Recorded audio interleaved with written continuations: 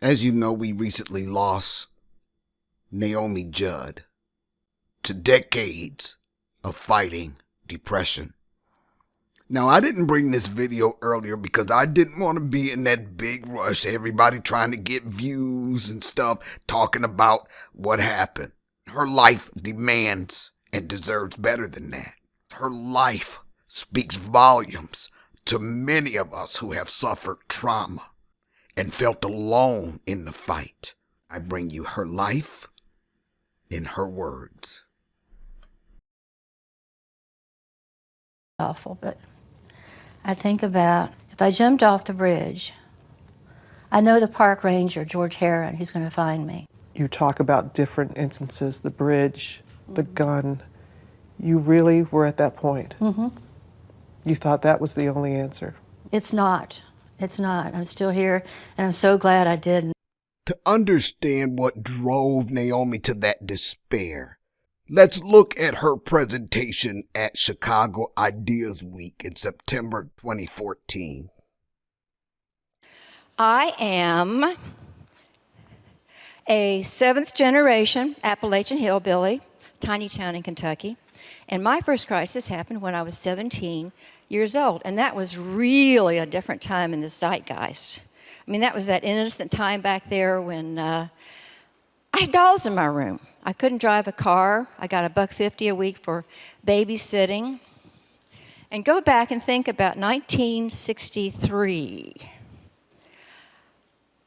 I was the oldest of four, and I absolutely adored my little red-headed, curly-headed brother, Brian. He actually reminded us all of Andy Griffith, little boy Opie. Remember that?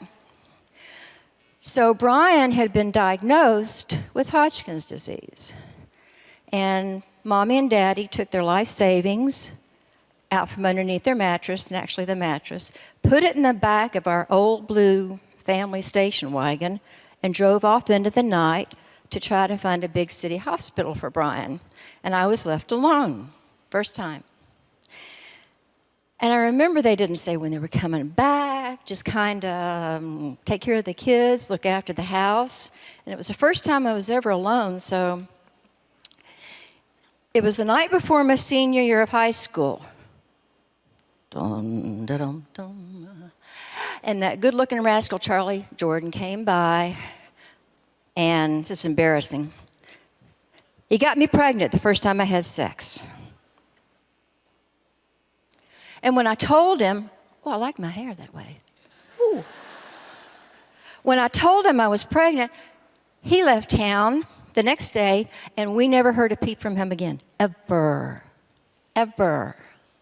So Mom and Daddy's marriage really couldn't stand the strain, so Daddy abandoned us. He walked out on us and actually married a girl my age. And poor Mama tried suicide, but they actually caught her like within minutes, but she was never the same. She kicked me out when I was 5 months pregnant, and I didn't have any place to go. I was desperate in our tiny town, so I had to go live with an older boy that I neither loved nor respected, we lived with him and his family. Then, when Brian passed, everything that I counted on and believed in my whole short, young life just literally exploded into chaos. That was my first crisis. While Naomi calls that her first crisis, there are 6 major events, 6 defining moments that occurred leading to that crisis. 1, sibling illness. 2, left alone for the first time in her life and having the responsibility of caring for younger siblings. 3, pregnant at 17 years old. 4, parental divorce. 5, parental suicide attempt. 6, kicked out of the house. And 7, her favorite brother dies. I would argue that each of those events constitutes a defining moment in her life, but you'll note that it's only after the emotional crisis she felt after her brother's death that she considers it crisis number 1. That's interesting. Here's what she had to say about those types of moments in our lives. I have had to do thousands of interviews, INNER views. And it's very ironic because it's probably actually saved my life. The fact is that they made me do an interview and I figured out my beliefs based on our early memories and experiences, and then I was able to get help for all my PTSD. So I'm going to ask you to be thinking about what was your first big milestone turning point crisis, because that's what made your belief system. This is an excerpt from an interview with Robert Roberts in which she discusses the crisis that led her to understand that she had PTSD and the defining moments that landed her in a debilitating and crippling depression. When people meet me, they think, because they see me in rhinestones, with glitter in my hair, that really is who I am. I'm sort of a fantasy because I want to provide that for them. But then I would come home and not leave the house for 3 weeks and not get out of my pajamas, not practice normal hygiene. It was really bad. I wouldn't get off the couch. Larry, I think it was after midnight, called 911 because my blood pressure was so low. He couldn't tell if I was conscious or not because I would go into such a deep sleep. And then Larry called Ashley, who lives right over this hill, and Ashley came down in her nightgown and they took me to Vanderbilt Psych Unit. And I think that's when it really hit me, I'm completely out of control. And me? Yeah. Having to go to a psych unit? Just note where she says, and me having to go to a psych unit. You'll find out a little bit further in this video what may have been going through her head at that time. But it brought back all these stories that we didn't know about. Dark stuff. And they said, you have got to go to therapy. You've got to go to talk therapy. As part of her treatment, she had to face her childhood and confront a dark family secret. Naomi says she was molested by her great-uncle when she was 3.5 years old. I was a cute kid. I smiled and laughed. I was very obedient. There's actually a photo in the book where typically I'm posing. I got my hand on my hip and I'm grinning for the camera. And then Grandmommy Judd made me stand next to Uncle Charlie. And my personality has completely changed. And it's interesting where I'm holding my hands, like right here, and I look like I'm disgusted and terrified. When these things would happen to you and you'd go running to an adult, you were so hopeful that they would just see the fright in you and ask you, but they were not equipped. Nobody was there for me. In a way, I had to parent myself and realize that I got a raw deal. Okay, now I'm a big girl. Put on your big girl pants and deal with it.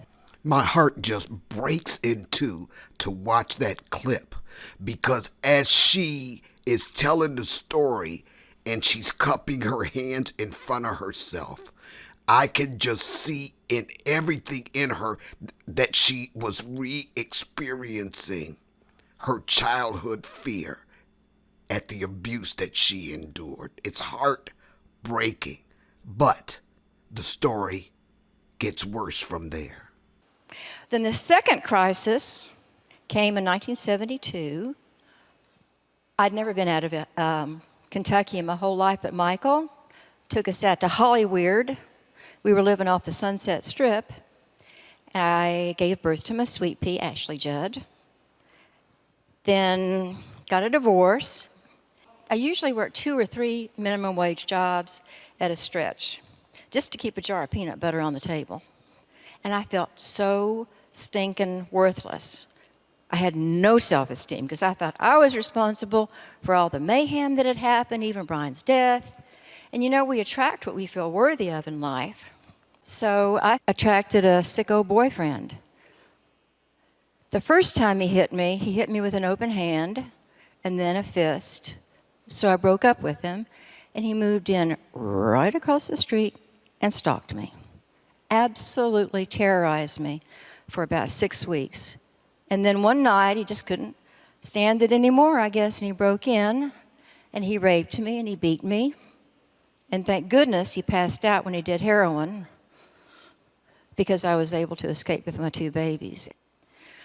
So I picked us up, plopped us down on a mountaintop back home in Kentucky, very isolated. And I know this is going to shock you. We lived without a TV or a telephone. Winona was 12, Ashley was 8.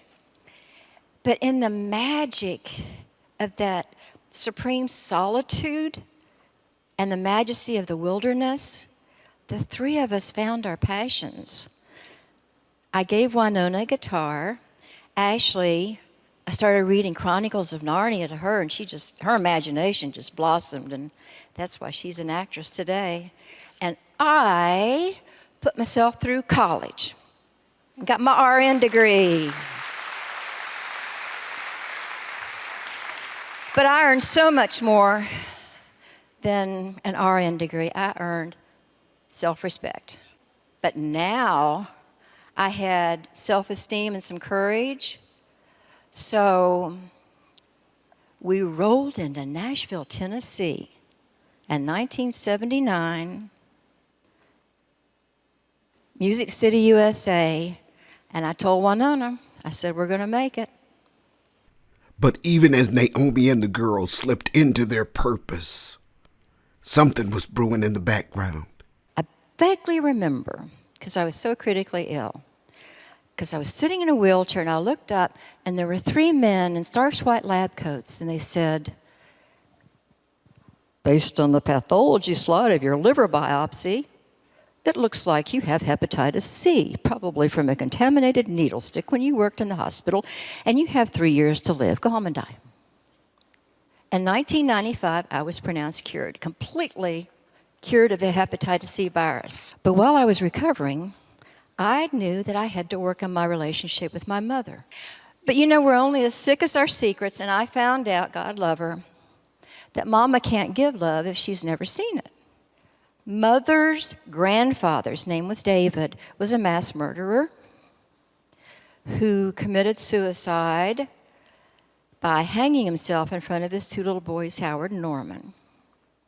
Her mom burned down the family restaurant, embezzled the insurance money, fled town. Oh, first she killed Granddaddy.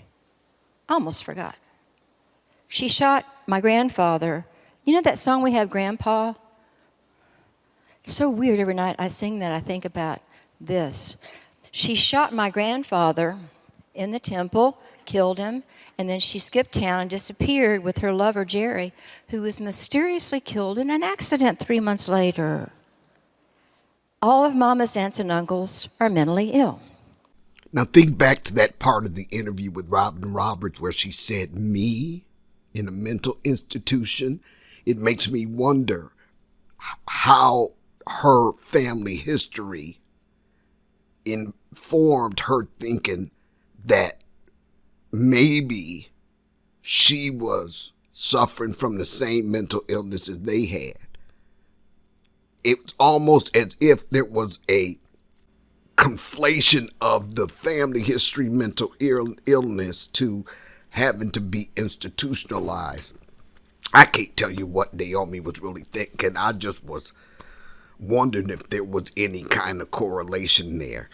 But as you see, she said that as she moved along her healing from hepatitis C, that she knew that she had unfinished business with her past. And she knew she needed to make peace with her relationship with her mother. And she summed it up.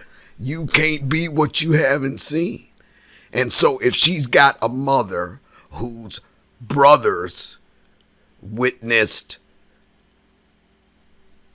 all of this killing, and then you got another aunt or somebody in the family who's a murderer and then an embezzler and all of that, that is enough for you to not want to be that, of course, but for you not to want your life to be reflective of that kind of drama.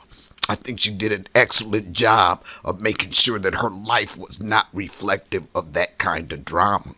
And even though we come as adults to term with the fact that our parents were raising us out of unresolved trauma, even if we come to the point where we understand that that had a negative effect on us, all of the healing work is on us. The healing is our responsibility. And understanding that is a good foundation for forgiveness, but it doesn't eliminate on its face the negative effects that had in our lives. My everyday life is not only manageable, it's even enjoyable once more. I laugh a lot. I've told my story, and you can tell yours. You're not alone. Naomi never met a stranger. Much to my displeasure, she would start a conversation with anyone that made eye contact with her. And we'd end up standing 10, 20, 30 minutes on the sidewalk while she talked to a complete stranger about their passions and their dog. And I was doing a tour in, where was I? I was in Vienna, and she went with me for a while, and then she had to come home on the 29th so that she could be here for the induction to the Hall of Fame. And she hadn't flown in a long time by herself because she usually had a personal assistant or a road manager to go with her to show her the way. So I was really scared to death about her flying alone all the way from Vienna back to Nashville, because I knew how fragile she was. Well, she made the flight home without any problem, but I really didn't know until I got this email not long after we lost her. And this email was such a relief and comfort for me. And I want to read it to you because it typifies what I just said about her never meeting a stranger. And this letter goes, it said, "Larry, you don't know me. We've never met. But I was fortunate enough to meet your late wife recently, who for some reason, only she knew, gave me your card. On Friday of last week, I was flying through Chicago to Nashville and sat next to Naomi. Being a bit of a country and Western Philistine, I had no knowledge of who she was, her accomplishments, or her achievements. And it's safe to say that the next 90 minutes we spent in each other's company was not only entertaining, fascinating, and enlightening, but also, for me at least, thoroughly enjoyable. It's a small comfort, I'm sure, but my life seems a lot richer after meeting your wife, however briefly. And I cannot begin to even contemplate, let alone understand, how difficult things must be for you right now. Truly sorry for your loss.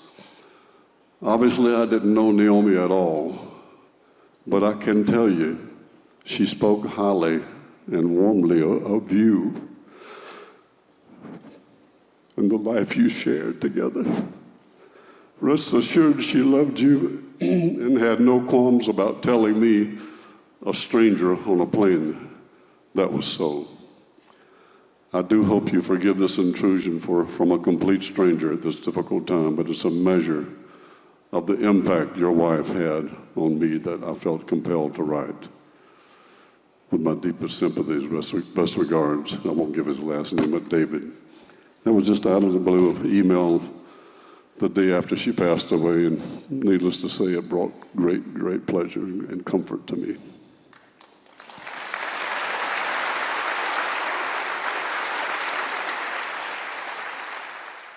You fought the good fight, Naomi. Rest in peace.